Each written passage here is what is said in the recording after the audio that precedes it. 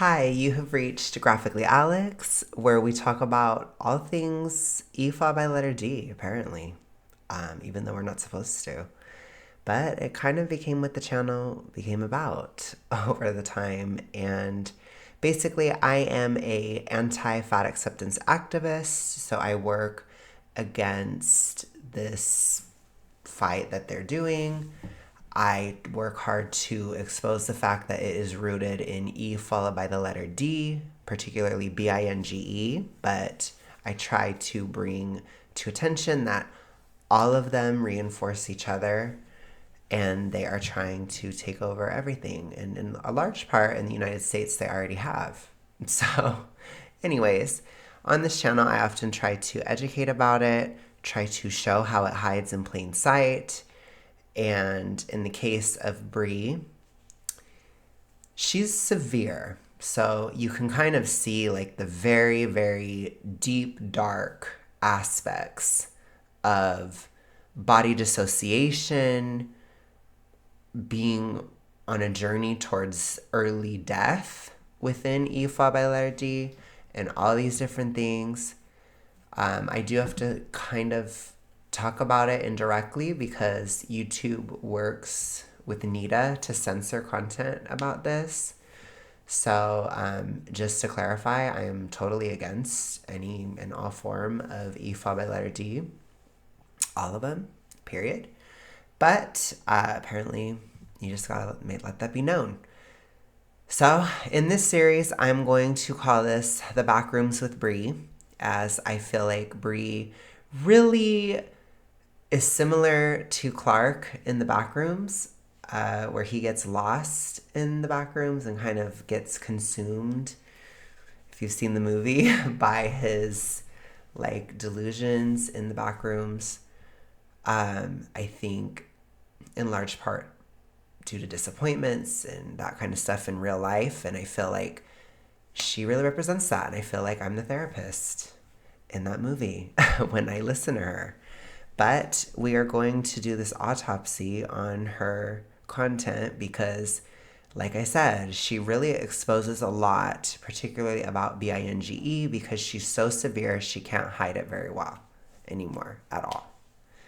So I had the issue for a long ass time. I had it for, I don't know exactly when it began, but I guess I would say from the ages of 10 to 28, 18 years. Oh my gosh. I was very severe in the issue, but I stopped it in 2020.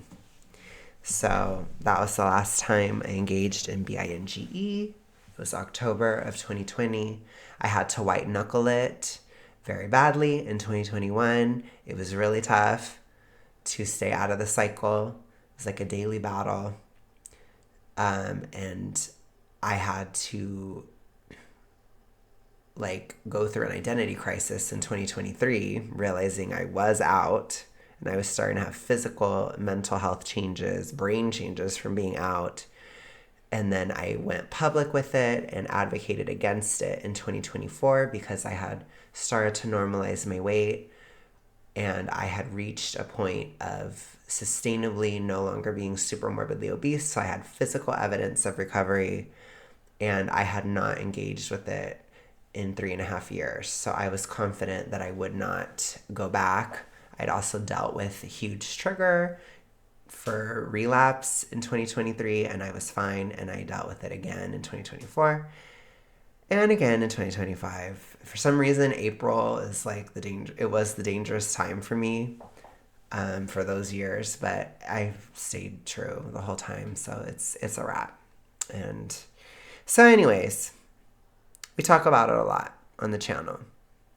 And I'm going to make this a playlist on the channel. I need to organize my channel. But anyways, let's go ahead and get started. I hope that's enough of an introduction. I have gone as far as weight normalization.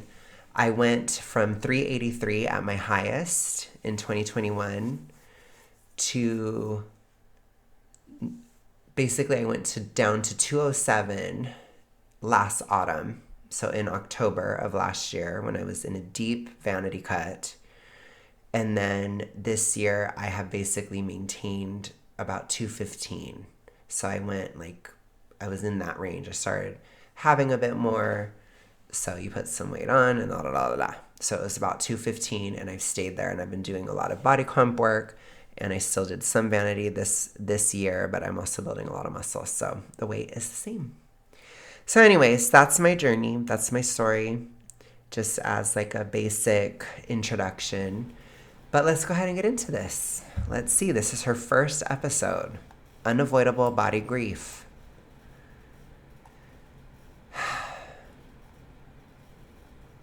I don't know if I want to read this. I guess I'll just read the first couple paragraphs. In this new and improved episode of the Body Grievers Club, Brie introduces one of the most important concepts in her work, unavoidable body grief. She breaks down what it really means to live in a body that experiences pain, judgment, or inaccessibility, and why avoiding those experiences doesn't actually protect you from them. Through honest storytelling and clinical insight, Brie shares her own healing journey from reductive dyes for your hair and self-blame to radical body acceptance and self-trust. By the way, if I change any words or if I'm like that, it's because YouTube doesn't like that stuff, and I'm very careful here. Anyways, you'll learn why the healing process is rarely sexy, how to build your nervous system where it is, and what it looks like to build a relationship with your body rooted in compassion instead of control. If you've ever felt like you're waiting for your life to start until your body changes, this episode is the reminder you need. So, on my channel, I often use The Last of Us zombies as a metaphor for a level of severity. And if you guys don't know that, there's basically 4 stages of zombie infection. I tend to compare E followed by letter D to a zombie infection because it does work in groups, also individually. So that is why it is a difficult thing to deal with. But essentially, she is stage 4. She is a bloater. And a bloater is somebody who essentially does not have an identity anymore. Their entire everything about them revolves around the problem. And her whole job is about it. Her whole life is about it. Everything is about it. There is no Brie anymore. You can even see her descent into the backrooms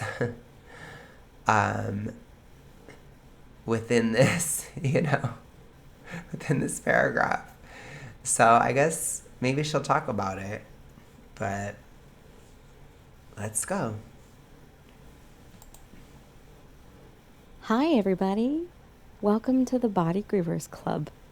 My name is Brianna Campos, but my friends call me Brie.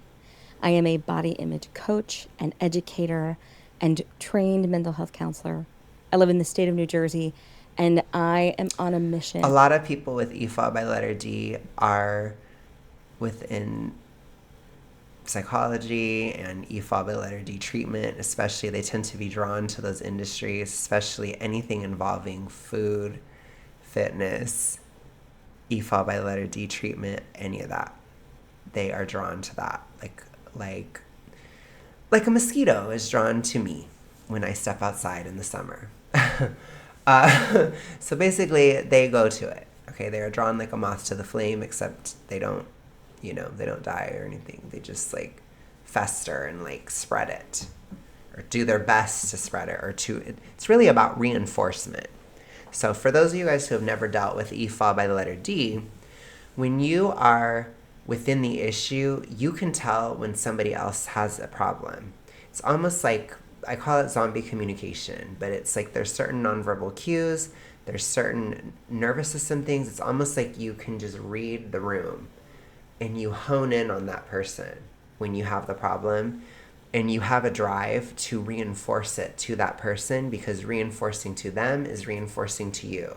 It comes from a selfish desire to stay within your own coping mechanism. But essentially, when the DIS order is, when you're letting that control you, you start to act that way, and you all kind of reinforce each other, and then you start to act in this zombie horde mentality, which is what we see with You saw it with Talking to Anna, with Tumblr, for example, and you see it with fat acceptance with TikTok. That really happened a lot, like in 2020, for example. So if you look at it, that's kind of how it plays out. A lot of people in the TR, I call it the toxic ritualistic, because it is a ritual. It's a toxic ritual, it's like a religion. It's like a cult. So people don't understand that. They tend to frame it as an addiction. It's not an addiction. It's a belief system. And I think that it's really important to understand that. However, there are some physical changes that do occur if you are in it deep. Obviously, as your body will adapt to what you are doing. But those adaptations come from the behaviors. Okay. So, anyways, let's continue. And to help people just like you learn how to stop hating their body and learn how to find radical body acceptance in the body they have right now. I once heard that if you can go back and look at old work and cringe, it is evidence of growth. I recently listened to the original of the Body Groovers Club podcast, and let me tell you, I did a lot of cringing. This is just evidence of my own growth, and I want to make sure that this resource is a guide to help you navigate your body grief. So I had recorded this episode, Unavoidable Body Grief, years after this podcast had started. But I feel like this episode is the first place that I believe people need to start. Recognizing and understanding what the heck is body grief and why does it suck so much. So this episode is an insight into unavoidable body grief. Inside of this episode, I mention a webinar called Unavoidable Body Grief. It's free, and I want to make sure that you still have access to that. So be sure to check out the link in my show notes for more details on we might have to Unavoidable Body Grief webinar. I look forward to continuing to grow, and I thank you for your patience and continued love and support in every iteration of Body Image with Brie. I feel like I'm listening to her basically decide to just dive deep into the back rooms. Basically, she's like, I found this new place and I like it here. I like it better here.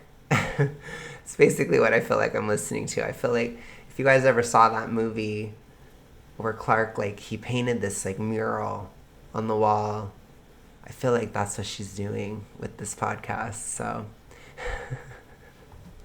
I just want to show you guys. It's that bad. It really is. I'm confident that this episode is an amazing starting place for your body grief exploration. So without further ado, let's get into this episode. If you're like me, when I am doing this introspective work, I like to have reflection questions. So if that's, you might need to go get a piece of paper. You might need to quickly write these questions down. I will remember to include them in the show notes. But the two questions I want you to reflect on as we're talking is if my body image, how I perceive my body, was not holding me back, how would I be showing up differently in my life? And then the second question I want you to ask yourself is, why is your body holding you back from doing this thing? Let me give you some examples. Maybe you said, if my body was different, I would go on more adventures that are like active based, that require activity. But I don't. My why is because my body feels pain when I do those things. Or maybe you said, those things aren't designed for someone who looks like me. Maybe you said, I would actually let myself, if my body wasn't holding me back, maybe the thing I would do is I'd let myself actually intuitively eat, and I would listen to my body without being afraid of what it might do to my body. And maybe your why won't you do those things? Why won't you let yourself intuitively eat the food that you want to eat? Is because you're terrified of developing a chronic health issue. A lot of my clients fear developing diabetes. So I feel like okay, I have to say this too. She's already showing things already.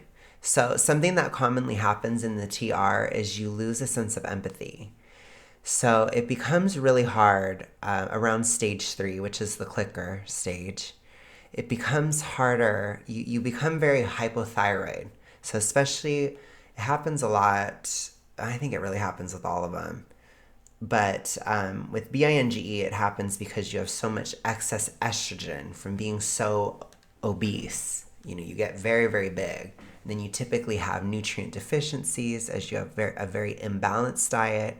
People within binge will fear certain nutrients or certain foods still, but because they're binging, so they're like, well, I'll be okay as long as I don't have this. So you'll see that a lot with sometimes carbs or sometimes meat or sometimes sugar or like they'll just be like, if I just don't have this, then it's okay. So what I see a lot is like saturated fat. If I just avoid that, then I won't unalive. So you'll see. And then because of that, they can have like no vitamin A, for example, for like a long time, which is a problem. So due to like a lot of those nutrient deficiencies, you can also develop hypothyroidism from that too, because you can't produce hormone. So you have like excess estrogen, which opposes thyroid hormone. Then you have nutrient deficiencies, which inhibits production. And so basically, it affects your brain and it affects how you think. And your cortisol or your adrenaline basically goes up really high because if your thyroid hormone isn't working well enough, especially in a severe state, which is what I'm talking about, then your cortisol must go up to still give you enough energy to live throughout the day. When that happens, you live in a chronic state of panic and anxiety. When that happens, you live in a flight or fight, black and white thinking. There's already black and white thinking within E followed by the letter D, but it becomes physically reinforced. And basically, when all that happens, a person loses empathy because their body is just caught in a survival state. And empathy is not like an instantaneous need for survival type of thing or skill. When your body is in a state of survival, it's prioritizing other stuff. It's prioritizing getting resources or, getting coping mechanisms or help or, these kind of things. You're usually trying to find help or you're trying to find regulation. And so people in the issue, they can get very selfish without realizing it, basically, because everything starts to be framed around what they need. And you start to enter into those types of relationships and stuff, and you can get into actually like horrible victim savior relationship complexes and things like that are very common at a severe level because of that. So anyways, the point is she doesn't have much empathy. So I'm trying to explain why, and I'm trying to show you how she doesn't. She's not able to really think of a reason why somebody just wouldn't do an activity when they are too big. She's struggling with like the most obvious one, which I would say would be, I'd be too embarrassed. So it'd basically be, that's the number one thing, I'd be too embarrassed. I'm too embarrassed to go swimming. That is something that I'd be like, yeah, somebody in the TR, let's say you're going swimming, the first issue you're going to have is, I feel embarrassed. She's not even, that's like the last one on the list. Like she's going deep with all this stuff. She's kind of projecting this intense level of severity onto everybody.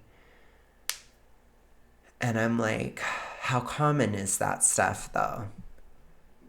So anyways, let's just continue. Or maybe there is a fear that you're going to gain weight. Maybe you said, if you do a certain activity or that's the other thing too. She can't stay on one line of thought. So you're seeing the brain fog. It's very bad. And she claims to have ADHD. Maybe she does, but I can assure you, Obesity is a complicating factor. It makes it much worse. And I don't have ADHD, and I had a lot of issues with focusing due to hypothyroidism. So again, I think sometimes that can be mixed up for sure. And I think she's struggling with keeping on a line of thought, because is she talking about an activity or is she talking about intuitive eating now?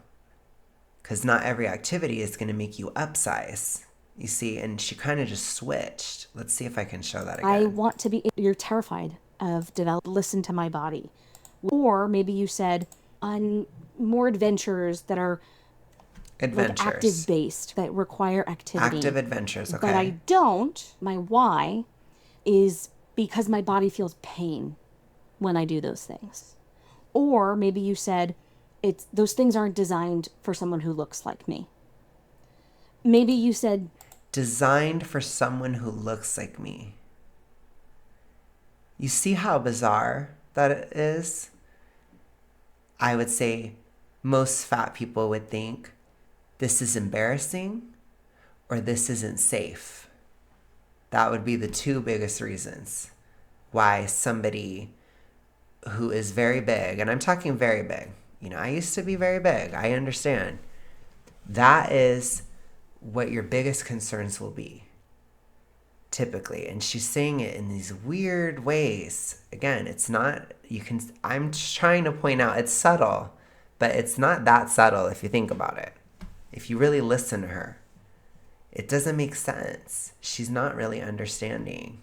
She's caught in like her own problem, in her own like weird jumbled mess of thoughts.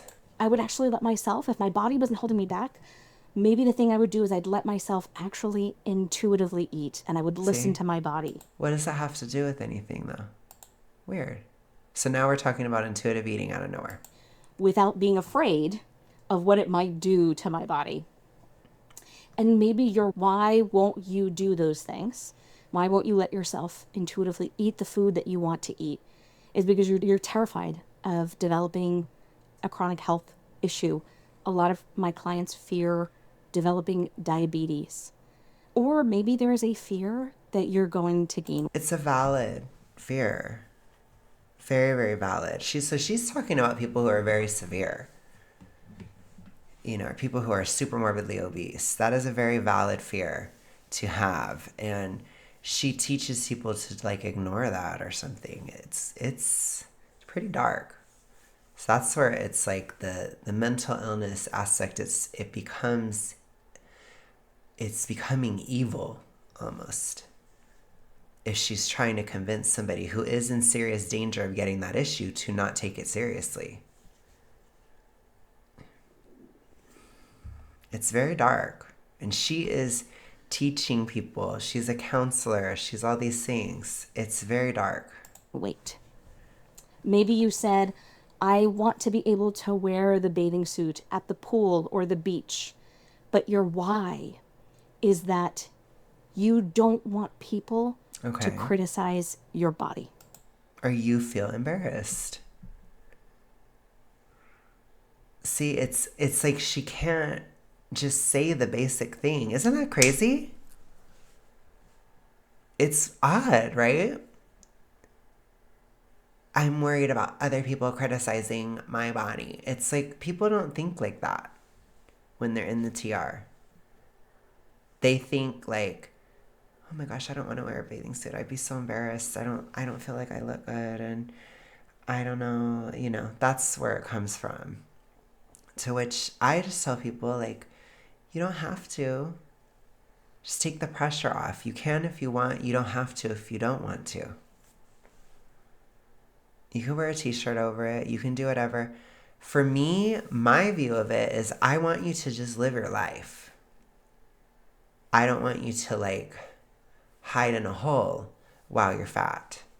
So if the difference between you going to the beach with your friends and you not going is putting a t-shirt on over your bathing suit, then just put the fucking t-shirt on and get your ass to the beach. That's where I'm at. Because we can also mitigate, and we can also like take steps And we don't have to. There is this very bizarre, like, toxic ritualistic worship of the idea of, for a lot of men, it's like going shirtless, or for a lot of women, it's like wearing a bikini or this kind of thing. It's like this huge, like, deal. And what I would say is, I want you to get to a point where it's not a big deal. It's not a big deal if you do. It's not a big deal if you don't. Because there's no anxiety over it either way. And just make it more about a modesty thing. Which, if you're not a modest person, then go for it. If you are, then don't. It's that simple. Because, again, people have different reasons for their anxiety that might tie to, like, for example, being shy. If you're shy, then maybe you don't want to wear something like that. So you don't have to ever wear something like that if you don't want to. And you take the pressure off. Because, again, that's something that's causing anxiety. You don't have to, like, force everything. When it comes to the TR, you have to choose your battles. That's what I would tell somebody. This is not important. What's important is that you live your life. So put the t-shirt on and go. If somebody gives you shit for wearing the t-shirt, I almost coughed, then they're an asshole. And you have to learn boundaries then. So then we'd go into boundary setting and that kind of thing. But typically it's not going to happen. You can be prepared in the event if something happens. You can talk to your friends and be like, what if someone says something? And then if you have good friends, they'll be like, well, then I'll say something, And it's fine. You can make contingency plans. You can do all the things you need to do, but you need to get your ass to the beach. Because it's good for you. And that's what I would tell somebody. That's actually helpful, but the way that she's talking, I fear that somebody will criticize my body and da-da-da-da-da. Okay, but it's also like maybe the person is embarrassed. So how do you deal with that? Well, try not to have so much self-judgment. Try not to expect perfection from yourself. Because nobody is perfect and you're not going to be either. So don't avoid going to the beach. There probably will be people there that are not perfect beach body, whatever, quote unquote. Guarantee it, It's not, it's gonna be fine. Anyways, let's continue. And here's what I want to tell you today. Body pain, inaccessibility, sickness, judgment from others, all of these things are incredibly painful and difficult to maneuver through.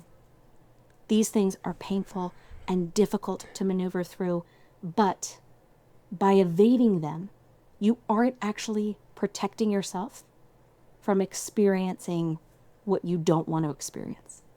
Not wearing the bathing suit does not protect you from people not criticizing your body. If you are not going to go because you don't want to wear the bathing suit without a t-shirt over it, then I want you to wear a t-shirt over it. Because what's important is that you're there. What's important is your presence.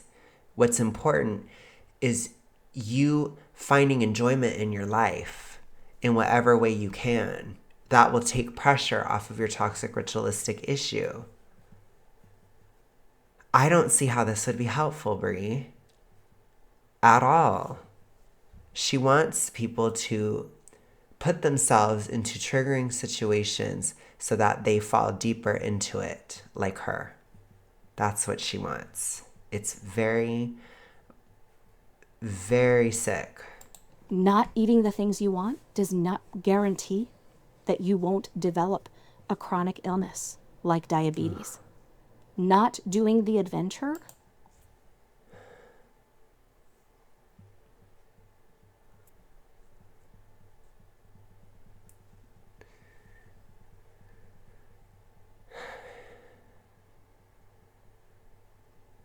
I'm telling you, do you see why I'm the therapist in that movie? If you guys have not seen that movie, you need to look up the clip where she's in the dinner scene and she's doing a role play with Clark.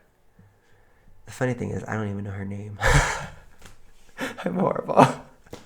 I always forget details. I need to find her name. Hold on. So her name is Dr. Mary Klein. I feel like Dr. Mary Klein. Like I'm strapped to the chair when I'm listening to this. So she's advocating to not care about your diabetes, basically, which is horrifying to me. So even if it wasn't prevented completely, diabetes is something that can be treated and mitigated, in part through diet. But in many cases, it can be prevented.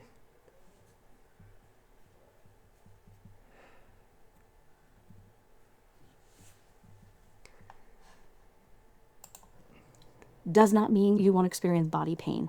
I want you to imagine, or like, She cannot see that things are not black and white. She's in an extreme black and white thinking sphere. And that's what I need you to understand. If you've never had these issues, look at how black and white she's thinking.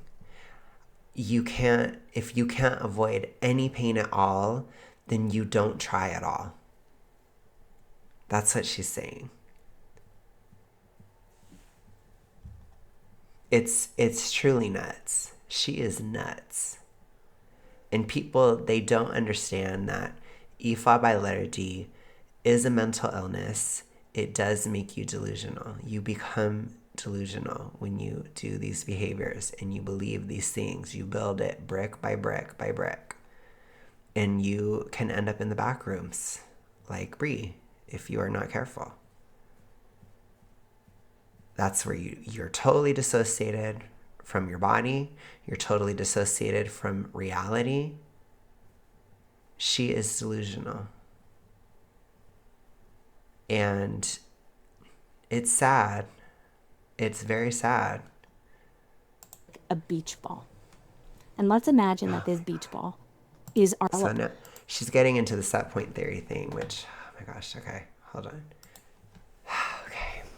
So set point theory is probably one of the biggest TR folklores that ever exist. It is one of the foundational beliefs of the toxic ritualistic. It is something that people that talk to Bingo, talk to Anna, and talk to Mia all believe in. And they all use it to justify their behaviors. They all use it to stay in their behaviors. And they all use it, well, in the case of BINGE, they use it as an excuse for why they are so big. So set point theory is not real. It is not a real thing at all. And if you believe in it, then you have been taught by somebody with E followed by the letter D to believe in it. And that is what she is going to teach and reinforce, especially to people within the issue, especially severely so. Like, she is literally pushing very vulnerable people, primarily vulnerable women, to their death. That is what she is doing. These women that are going to her, they are likely severe. They are very vulnerable and they are looking for help. So if somebody is in this issue and they're looking for help and you misguide them,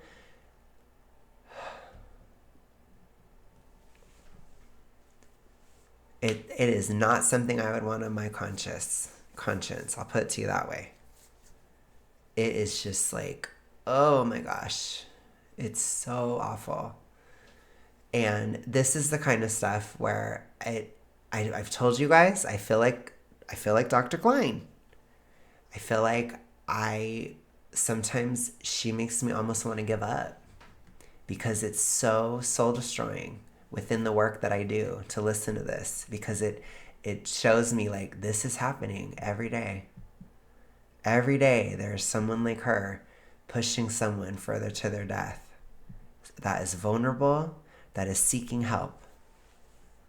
It is devastating, but it is the reality of this work, and it is, I have to use it as fuel to keep going. But all I can do is bring awareness. This is happening in real life all the time. And it really is hard. It's hard to listen to. A chronic illness like diabetes. Not doing the adventure does not mean you won't experience body pain. I want you to imagine are like a beach ball. And let's imagine that this beach ball is our body pain, is our sickness, is the judgment from others, is the inaccessibility. And something happens when you experience those things. You'll hear me in my world use the... Okay, I thought she was going to use the beach ball as your weight when you're trying to hold it down and it's harder and harder and all that crap. I think she has used that before, but I guess she's using the beach ball for this instead. word trauma-informed. What I mean when I say trauma-informed is that your body is telling you that it's not safe to feel. So I imagine many of you, when you feel discomfort in your body, when you fear that people are criticizing you, when places are not accessible to you, your nervous system is telling you that something is wrong. And so it makes sense that we take that beach ball and we push it down and we say, I can't touch that. I can't deal with that. What I need you to understand, again, is that avoiding those things, pushing the beach ball down, doesn't actually make those things go away. Let's say now we know that beach ball is there, and then you go for a walk and your back hurts. This actually just happened to me. I was doing dishes and my lower back started to hurt. Or you go to the doctors and without even talking to you, they make a comment about your body size or your BMI. Or you're around thin people who are maybe criticizing other people. Gosh, she's really bad at this. So she's comparing too many. I don't again, I don't know. She dissociates from her body so much that I think she struggles with seeing, I was almost giving her too much credit with that set point moment.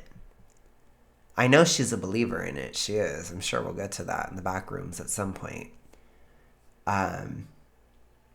But I feel like it's like the way she talks about it, it's almost like her back hurting and her doctor telling her she needs to downsize. It's the same thing. And it's like, it's not the same thing, Brie. They're two different things. One is social and one is physical. Physical is different. It's totally different. And then she's saying somebody criticizing you. So it's like, I don't know. It's just odd. It's an odd metaphor. It's very hard to follow her. It's very tough. I'm like, what the hell?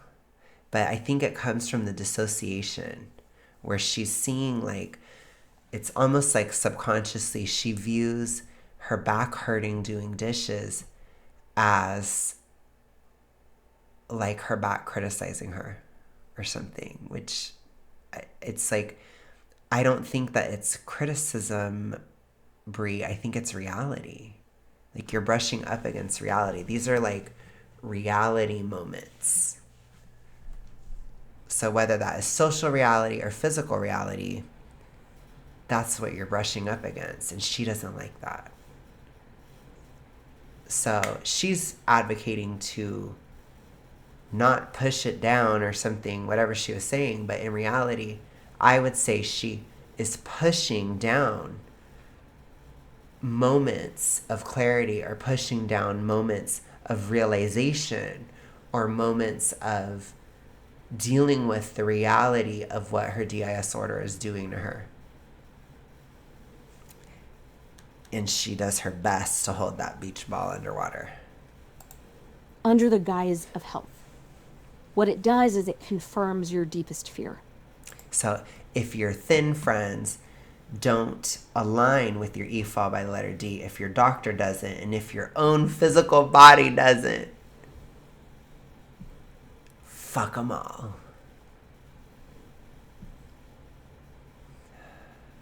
gosh. I want to hear it again. About your body size or your BMI. Or you're around thin people who are maybe criticizing other people under the guise of health. What it does is it confirms your deepest fear, that the thing that you're afraid of happening is going to happen. And what I want you to know is that by not doing the things, the adventures, eating food, wearing the bathing suit, you're not protecting yourself from not experiencing pain. You are just holding that pain at bay. It is a temporary solution for a pervasive problem. I use this analogy of it's like putting a Band-Aid on a wound that needs surgery. By not living your biggest, best, unapologetic life in the body that you have now, you are, in a way, protecting your nervous system. But you are also robbing yourself of memories, of moments, of experiences, of relationships. If you're waiting... So what is very important for us as people that are not in the TR to take from this is understand that people that are, they need to hear the message that you want them to go, you value them being there, right? Like these kind of things. You need to be included. Are you sure? Da, da, da. They need those kind of pressures. And there will be some accommodation. I get asked a lot about how to help. This is one of the ways you can help, is helping somebody with BINGE have a life. Because it can cause that person to see how it's getting in their way. And that's one of the most effective ways of helping somebody when you yourself don't have the issue, or like when you don't quite understand it. It's living as if the issue doesn't exist. So let's do this. I don't want to go. Why don't you want to go? Oh, well, that doesn't, come on, like we can get past that, or that's going to be fine, or I'm sure it'll be fine, or let's just see.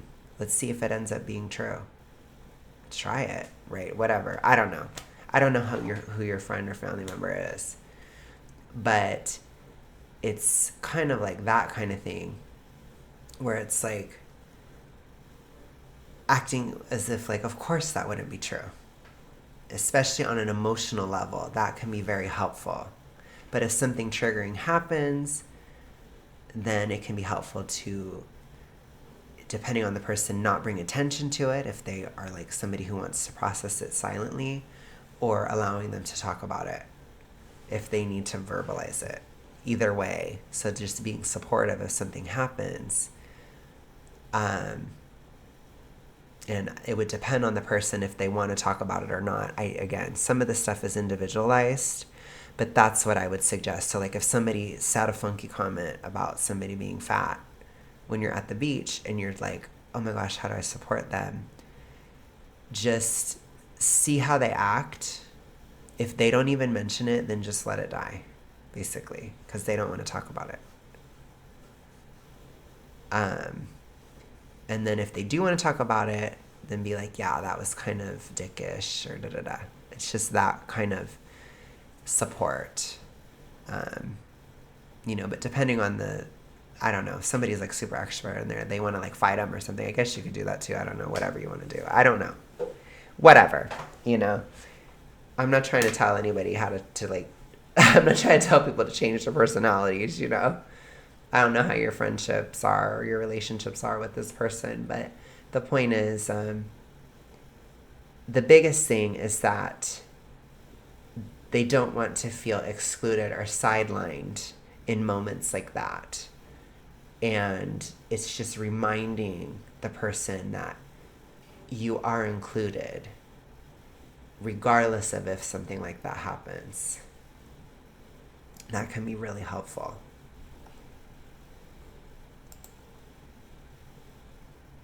For your life to begin until you are in a smaller body. You will always be waiting to do those things. And so what is happening is, yes. But what I want to say is we as a culture, we need to encourage people to live their lives still, because through living your life, that takes toxic ritualistic pressure down a notch. Or it reduces, I like to say it this way, it reduces toxic ritualistic drives. So, and if something anxiety inducing happens, you can reinforce to them after, but you made it through.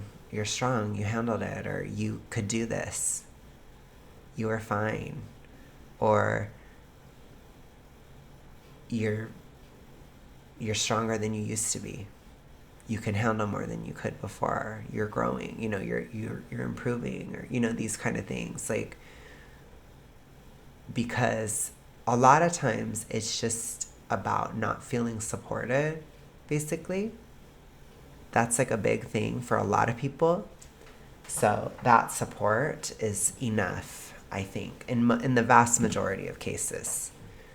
If somebody is being hostile, like if you have a zombie situation, so you have an EFOB by letter D person, they're being hostile, then you have to have strong boundaries and that kind of thing. So if they get triggered and they get really mean and bitchy and stuff, then that's a different thing. I do not ever encourage people to tolerate zombie treatment. So if they are a bitch or an asshole to you, you tell them that that's not okay. And you're like, no. So don't put up with it. Don't infantilize somebody within the issue either. You protect yourself from feeling some discomfort, but not all.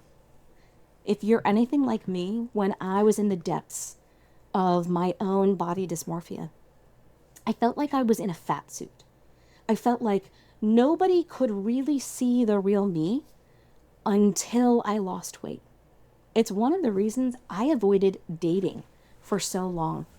I thought that if I could just lose weight, that I could protect myself from experiencing rejection in relationships. What she doesn't understand is she's likely an avoidant type of person, which can be a compounding factor within BINGE. It can make it more severe. And basically what ends up happening is you then use it as a reason not to date. So that gives you an incentive to stay bigger and to not get out. So what actually would have helped Brie in those moments is, even if I do downsize, I still don't have to date, or it's not going to necessarily change anything in that area if I don't want it to. So then you take a pressure off of it, because you really have to focus on, especially when you're getting foundational, you're just trying to cease the behaviors. You don't need to be worrying about dating at that time. You're trying to cease the behaviors. So you're at a different point. Now, once you are on a journey to weight normalization, once you're stabilized in recovery and you're not doing those behaviors anymore, then yes, then you live your life. And that does include dating, and that does include all those things. Like, we don't wait for weight normalization to do all of that, especially if it can take years. You got to live your life during those years, babe.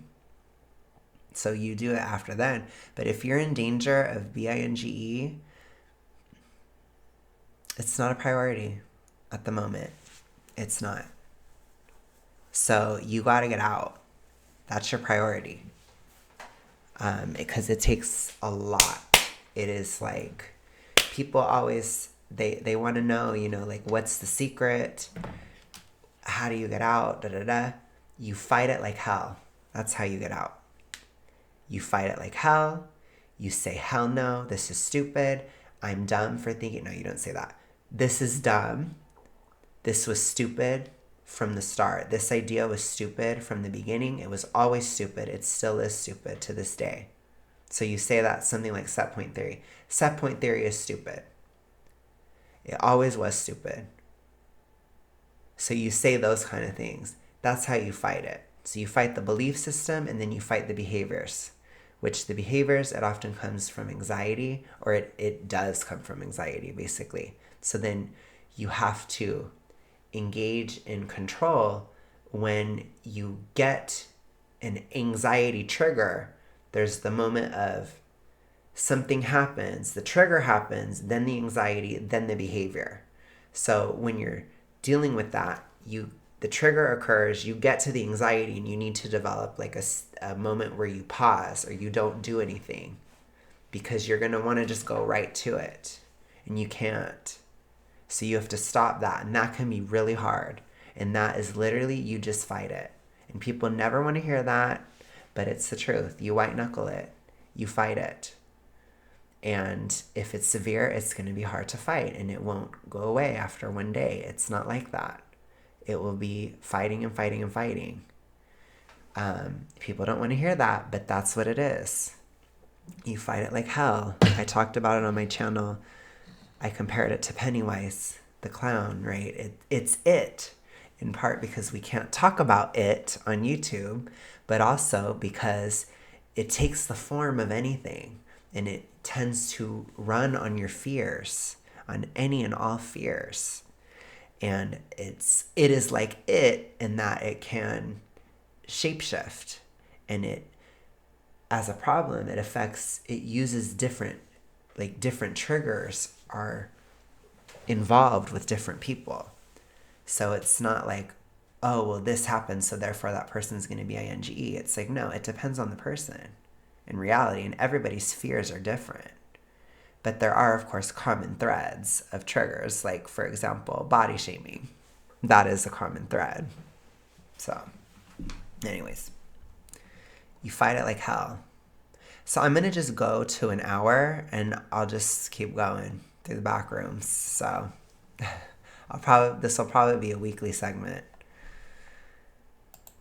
And to a point, I have.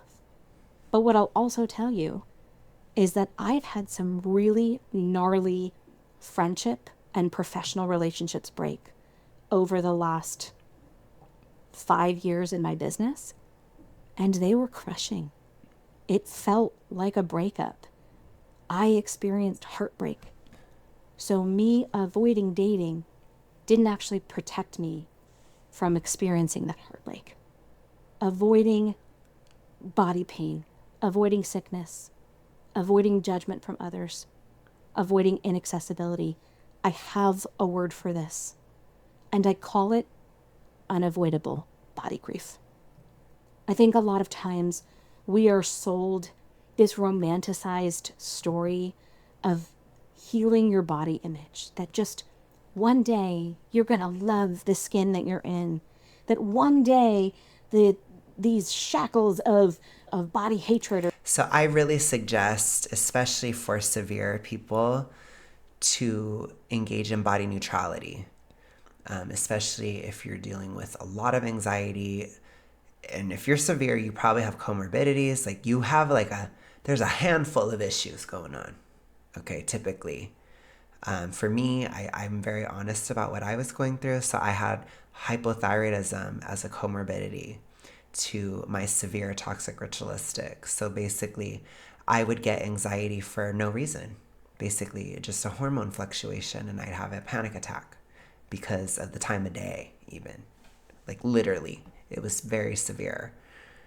And so basically, I had to understand my condition and understand what was happening and be attuned to, okay, this anxiety is just happening because I'm having a hormone fluctuation right now, and it has nothing to do with anything. And then not prescribing anything onto that, which is difficult to do when you're in the issue, because you always, if you don't know if there's a reason, you make one up, basically.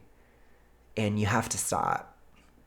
So, if you have other comorbidities, it's really important to treat those.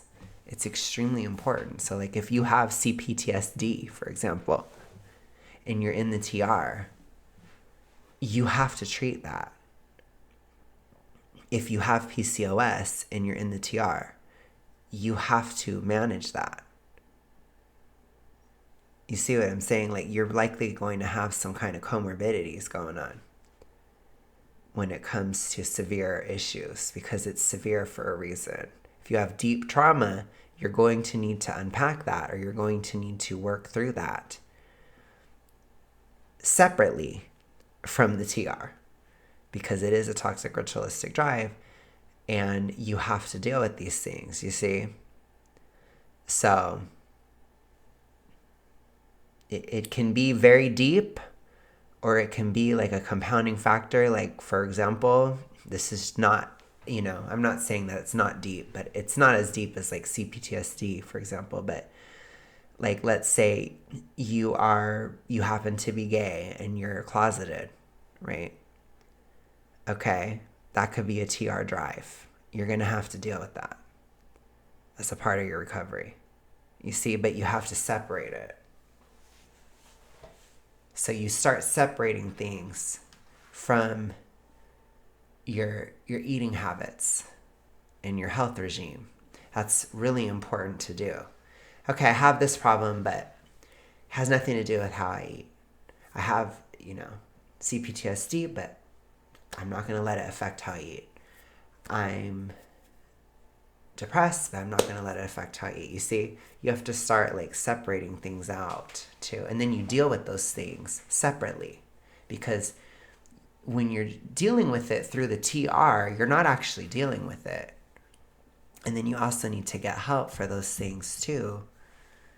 And it can be helpful to be aware of some of the issues you have, and then you can talk to a therapist about something specific.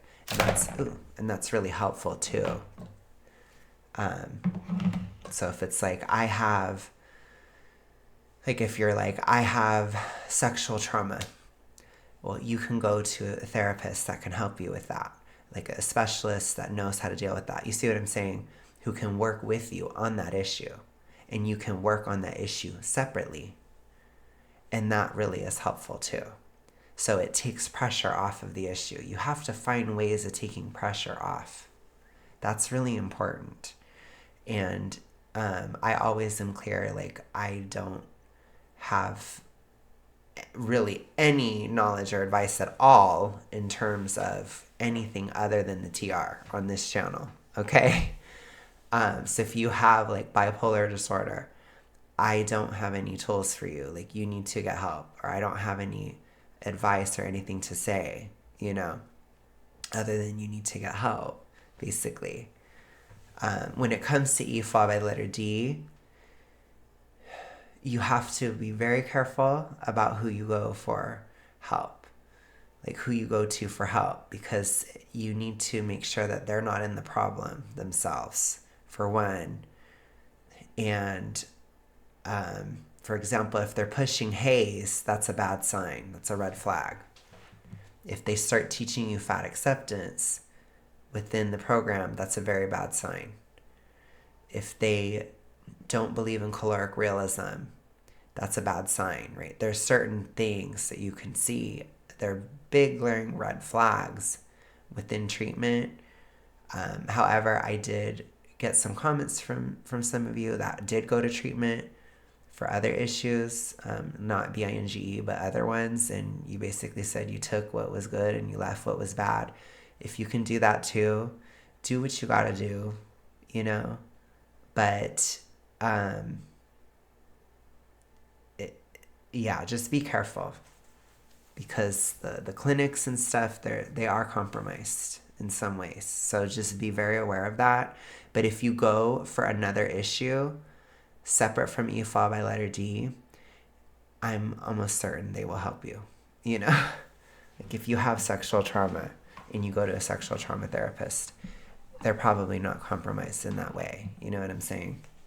Obviously, you just have to have the natural skepticism and see if it works and whatever. But just be very aware that a lot of people within E followed by letter D treatment, they have the problem still. So just make sure. Okay? Be on the lookout for that. But anyways, you guys, that concludes the first episode of the Backrooms with Bree. It's tough. It's really tough. I'm sure I'll get better at this as I go. But I will talk to you guys again tomorrow. So I'll be doing the other podcast. So I got some podcasts to do. We're going to do some podcasting here on this channel. So thank you guys so much for watching. I really appreciate you. And I really appreciate you guys that are excited for this series and possibly my new intro. So, hey, I will talk to you guys later. Bye.